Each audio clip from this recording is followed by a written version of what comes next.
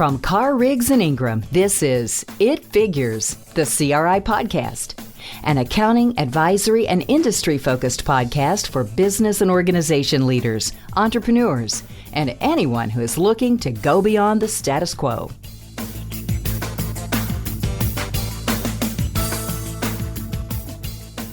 Good morning, everyone, and welcome to another CRI podcast. My name is Jimmy Woodall. I am the firm's consulting service line leader. Joining me today are Tyler Mills and David Mills, and they are partners in our firm's IT audit practice. They are my go-to cybersecurity experts, and we are very glad to have them. So today we're going to talk about something that happened recently and actually personally affected to me and several others that I know. Back on Christmas Day, if you are in and around the Nashville area, there was a bomb that went off early Christmas morning on 2nd Avenue between Commerce and Church Street. We won't get into all the reasons for the bomb or what happened there, but we'll talk about the effects of the bomb, right? I certainly don't want to get into motives, but we'll talk about the effects of the bomb. And the primary effect was again, it obviously damaged businesses, damaged like 41 businesses. It was a suicide bomber, so it killed the person who set the bomb in a recreational vehicle, and it injured like 8 others. But 41 businesses were damaged. But one of the primary businesses was the AT&T switching station that's there on 2nd Avenue. Now, the switching station, for those of you that are old enough to remember and have been around this area in the old South Central Bell era back in the 50s, 60s, and 70s. It's kind of the old place where if you've seen the movies where the little old ladies are switching and connecting your phone calls, right? Well, over the years, obviously technology has developed, and that's a major AT&T data center now, and it creates a lot, or it contains a lot of network servers and data systems there for a very large area. So this explosion messed that all up, right? So there was fire damage. There was a water main that went off, and so there was water damage in there and lost power. And basically, you had AT&T telephone services, you had AT&T cellular services, you had AT&T internet services, their UVerse television, and then this thing called FirstNet that they've got that is their nationwide wireless public safety network. All of that is in that area, particularly for it's a major hub for the Southeast. And so if you're in Tennessee, if you were in Kentucky, where I'm in Southern Kentucky, North Alabama, North Georgia, you were affected by this. Personally, I was here on Christmas Day, and we've got AT&T for everything. So I couldn't get my cell phones wouldn't work. My internet wouldn't work. All of my streaming devices and networks, Netflix, Hulu, so forth, none of those would work. The kids, video games for PlayStation, all those things that they got for Christmas would not work. We couldn't do anything. So we were kind of living back in the dark ages, it seems like, for several days. But outside of my personal experience there, there were a lot of other folks who were affected, a lot more seriously. So you had emergency response 911 calls for Middle Tennessee, Southern Kentucky, North Alabama were not working. So if someone was in trouble, needed to call 911, they couldn't because the services went down. The air traffic controllers in the Memphis airport had issues because of the cellular and mobile networks. And so a lot of traffic had to be diverted to the Nashville airport. There were long delays in flight movement in the Nashville airport as well. So you had a lot of connections and issues there. You had stores, department stores. Some of them didn't open at all, but a lot of stores, large businesses, large and small, in both, or in all these areas, could not use credit cards. They had to go to cash only because their POS systems and their credit card systems couldn't get online because of the effect of this issue right here. ATMs machines, there were reports of those in this area, Kentucky, Tennessee, Alabama, Georgia, that were not working. Hospitals, I know of several hospitals that were on the front lines. You had workers or nurses who had to enter patient information 100% on paper because of the patient record systems, and it was part of their network, and their network was down, so they couldn't use anything there. There were reports as far north as I'm aware of in Louisville, Kentucky, where entire school districts did not have internet. Now, again, it was over Christmas, so that didn't matter as much. But still, you had that was kind of the range of what happened there. Government offices, same thing. Again, we mentioned the 911 calls, but government offices had issues closing. At one point, the Nashville police, their phone lines were not working, were having issues. So the real consequences to this, and kind of shows our dependency on one telecommunication site. So those are some of the effects of the things that we had. And so now I want to go over to the experts. I've kind of finished kind of talking about the story and my personal involvement in it. So I want to go over to our experts, David and Tyler. Guys, what are some more of the dramatic effects that businesses and governments and local entities like this have in a situation like this? How do they deal with it, and what can they do to help protect themselves from something like this going forward?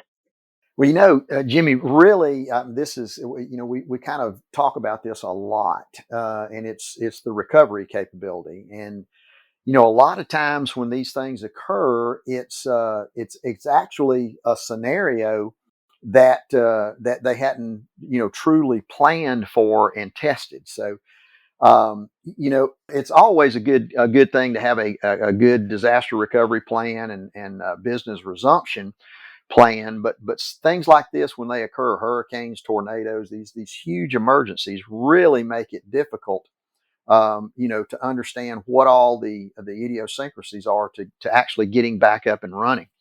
Doing a little reading on this, it looks like they were using a battery backup, and when the batteries got wet, that basically eliminated the power that they needed to maintain their systems. So again, that's from the fire hoses and things like that. So they may not have had a sprinkler system in the room where the batteries were, but as a result of emergency services trying to put the fire out, water did impact that.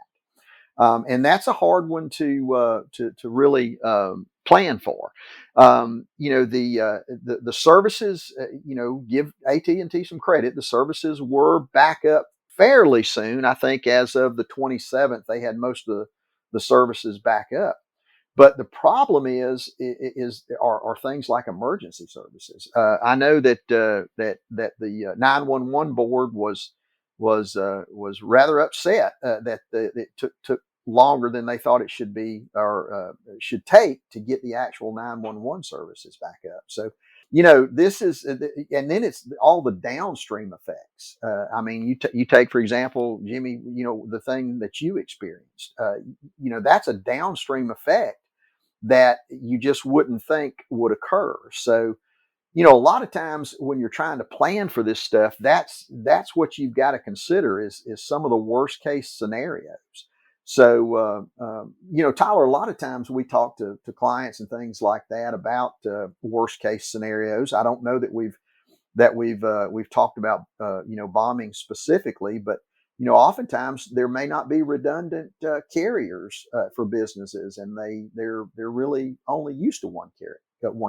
Yeah, that's certainly possible. That there's only the one carrier in the area. We often preach the importance of cellular networks in a situation like this, but then you have a situation like in Georgia, the T-Mobile circuits were actually ran on AT&T backbone.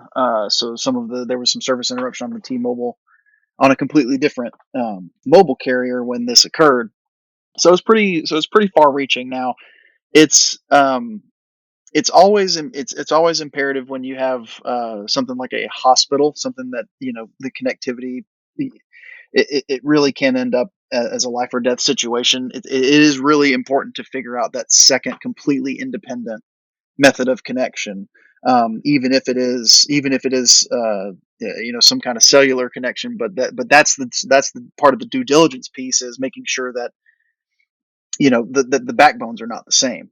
And in this case, in a lot of cases, that it was here, but you would hope that AT&T and a cable provider is available. Usually, that's the second That's your second connection as you go through the telecom to get either DSL or your MPLS, and then you have just a consumer grade internet connection through the cable company that you can back up to at least to run at a minimum capacity just to kind of get stuff done. So we evangelize that kind of everywhere we go, and that's as part of that. Also, you want to make sure that you're testing that as well, and that failover, um, making sure that that actually works. So when this happens, because it'll happen without anybody warning you it's going to happen, and it'll probably happen at a pretty inopportune time like Christmas. So you want to make sure that stuff is tested for sure. Tyler, that's funny that you say that. You're talking about the backups. I was talking to, again, a few of my neighbors here around town when all this was going on, and they were saying, well, that's kind of what you get for doing these package deals with AT&T, where you've got everything running on AT&T. Like, they may have AT&T Yes. cell phone service, but they had their internet through a cable provider, and it's Right. And then again, those like us who we were all loading up and going and sitting in Starbucks parking lot trying to get an internet connection on our phone because we couldn't get anything, couldn't get a cell service either. So Yeah, I liken that. It's the same reason why I don't put the magnet wallet on the back of my phone. I don't want, if I lose my phone, I don't want to have also lost my wallet, and that's sort of the philosophy I go with when I try to explain this to clients about why you need to make sure that there's true independence between those two vendors. that's a great analogy. Yeah, it really is kind of again a difficult thing to do. It depends on what level of impact it has. We always go through these things called business impact analysis. And when we're talking about hospitals, and we're talking about 911 services, obviously the what we refer to as time to recover becomes very, very minimal. You want those services back up as quickly as possible. Unfortunately, there may not be anything available.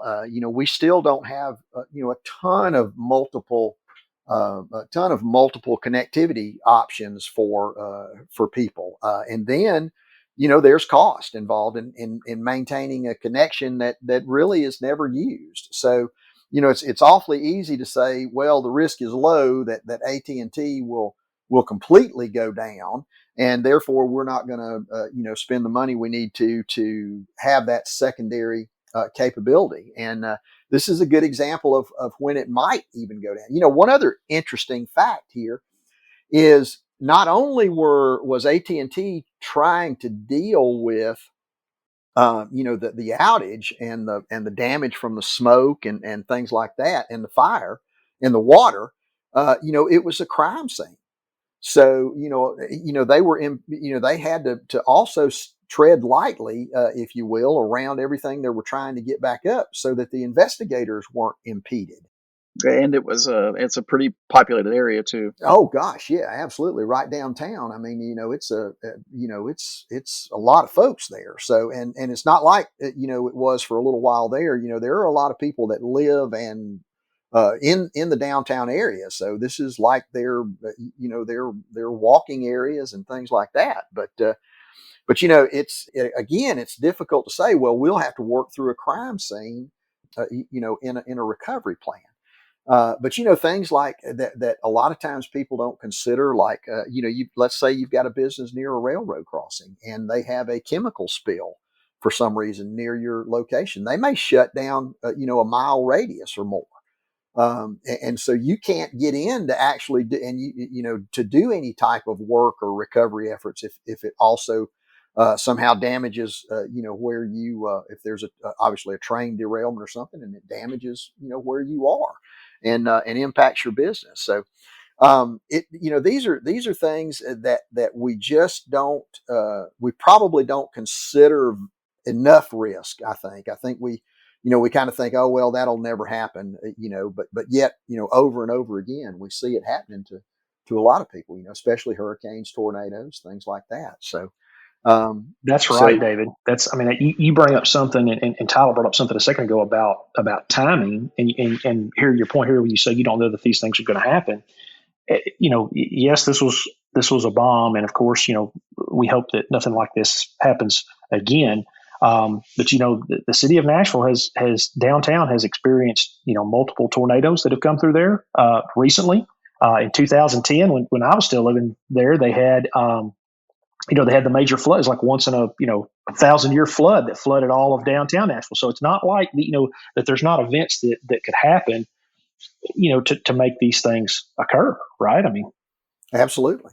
And so obviously the location is when people choose locations to put switching centers, a lot of times they're in places that the old, as like you were saying earlier, the old switching terminals buildings are still being used. So it's real estate that the company owns, and they're putting it to use. So they may not be in a hardened location or something like that you would see some of the newer bunker type data centers. It's super difficult to say, well, don't put that back in downtown Nashville. Well, there may be a lot of mitigating circumstances that would require them to put that back. So, how do you plan for that? For that in the something like that maybe occurring again. It's super difficult. And when you're talking about infrastructure, you're talking about large expenditures for governments and companies. So, the backup process and the recovery process for anybody is always something that you're never really quite as sure of as you would think. I mean, we have situations that occur all the time at clients that they had not expected or that they hadn't counted on. Things like when you have the banks that have ATM machines. It's nothing for a tornado to tear an ATM machine up, and your recovery plan may say, well, we've got to get a guard there to guard the ATM machine, and you start to call in the guard resources, and lo and behold, you hadn't talked to them in a year, and the phone numbers changed.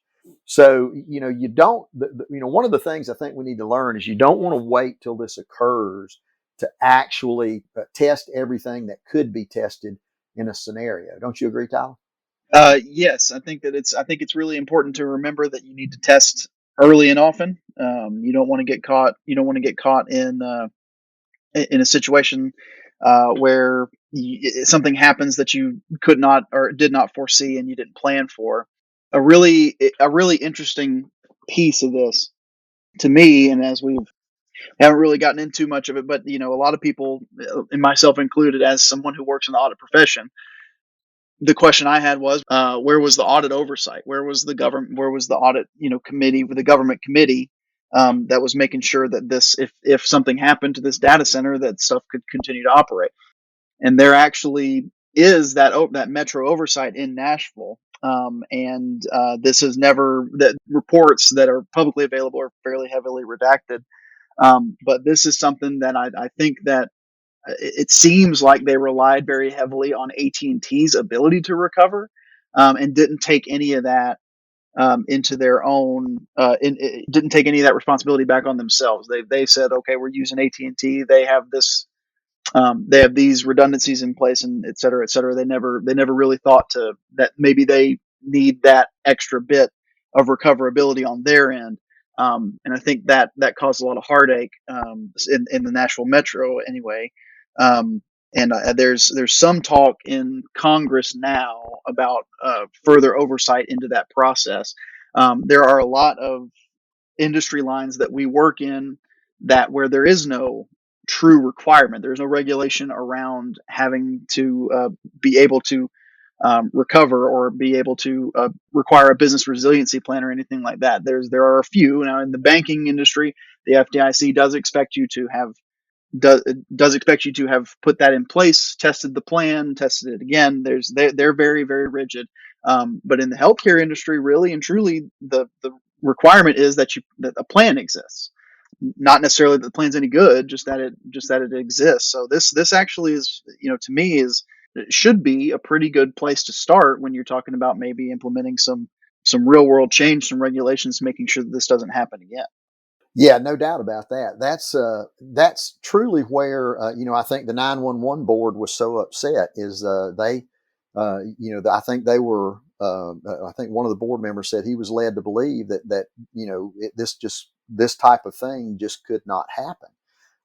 And we tend to sort of take everybody at their word for these larger companies that do know what they're doing, but that they have thoroughly tested, and when they make statements that this type of thing would not occur, we just tend to believe them and move on. So some of these areas, like I said, there's no one real regulatory body that talks about information technology and the controls around our communications and cybersecurity and things like that really flow down to all of these areas. And so, a lot of times, you've got things in healthcare like HIPAA, and even performing high trust certifications, where they are, in fact, being required to prove that they tested their recovery processes.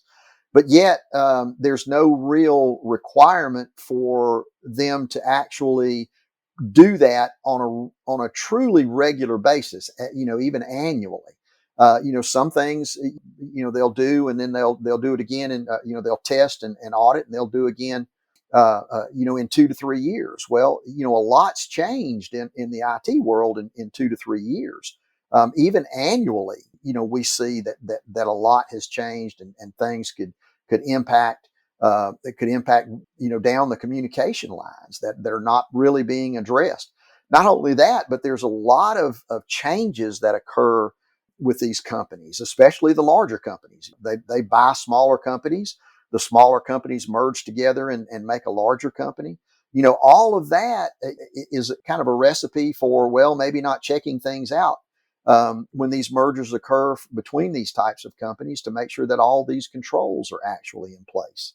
So there's a lot of moving parts to this. And whereas the financial auditors, have things like requirements for financial statements for a lot of different mechanisms, they're not required for all mechanisms. So it's kind of really hard to say that they didn't follow regulations or regulatory processes, because they may have followed those to some degree, but we don't have really much of a way to know what occurs. And the thing that always concerns me is when these companies are being bought and sold, where is the continuity, after that purchase for controls testing and things like that. Yeah. So as we was going to start to wrap things up here, but I wanted to kind of circle back. Is we've talked about the effects that occur to some of these the emergency response areas, to the hospitals, to the businesses that are I guess more integral to people's lives and public services and so forth. And we talked about the processes where a lot of these folks should be evaluating, hey, what safeguards are in place, what processes are in place, what regulations are in place to address the possibility of an issue like this happening again. One thing that I would tie in and ask about it again is some of those industries that we mentioned that were affected, like just retail stores, and we're not just talking about like the large department stores. We're talking about all the way down to small mom and pop places. And again, it's a matter of timing. What if this had happened just a few days prior to that, a week prior to when it actually did, before Christmas? You're talking about disruptions to these folks' businesses, these retail businesses that in their busiest time of year, right? And so, it's affecting their sales, it's affecting their ability to continue as a business. And so, anything you guys want to add again as we wrap up here? Again, we've talked about the more public stuff, but what about these folks, our clients out there that are listening? Yeah, and Jimmy, the thing about it is this could have affected one of those retail businesses that were nowhere near the bombing. So that's kind of what we're talking about here, is these things have far-reaching effects. But from a client perspective, I think one of the biggest things to do is to have an understanding of how your communications work for your business. Ensure that you've got some redundancy built into that system. even if it's something that you have to pay a little more for that you don't actually use. But have those things built in, and then to test with realistic scenarios. Not just not just something that's really easy to test and put on paper, but utilize realistic scenarios when you're testing, and actually make the phone calls that you need to make. You may not be able to actually shut something down and switch over, but you can certainly bring up your redundant communications path and test the connectivity to that. So, Tyler, you anything to add to that? Yeah, I think one thing that we don't talk about a lot in stuff like in things like this when we do podcasts or webinars or whatever it is what Jimmy brought up, that really small, that truly small business, 2-3 people, retail businesses that are affected by stuff like this, and what can they do is it when it's not economically feasible for them to have a backup connection, et cetera, et cetera. There's a couple of pieces there. In 2021, it's hard to imagine anybody of that size using anything other than a Square or something similar to take payments. It's so much easier to set up. There's no hardware that you have to rent from a bank. So if you're already in that world, then the thing to consider is, okay, well, my Wi-Fi works through this company. My cell phone works through the same company. Maybe I need to consider changing what I can change. If I'm on AT&T's cell phone network and also AT&T's landline internet, it might be worth maybe taking a look at moving, to a Verizon or a Sprint or somebody independent of AT&T, so that you always have that connection and your credit card machine can function, because you could just use the Wi-Fi hotspot on your phone, or plug it or use the cellular connection on a tablet to run those transactions. I think that's a really important piece, and something that I would bet most people don't consider, but it is really important. No matter what size of a business you are, you really want to make sure that you can continue to do business, in case something like this is totally out of your control happens, especially around big sales time like the holidays. Jimmy, how long were you down actually at your house? I mean, I know I was down personally. We were down here for 3 days at my house, and then there was some interruption there for a few weeks after that.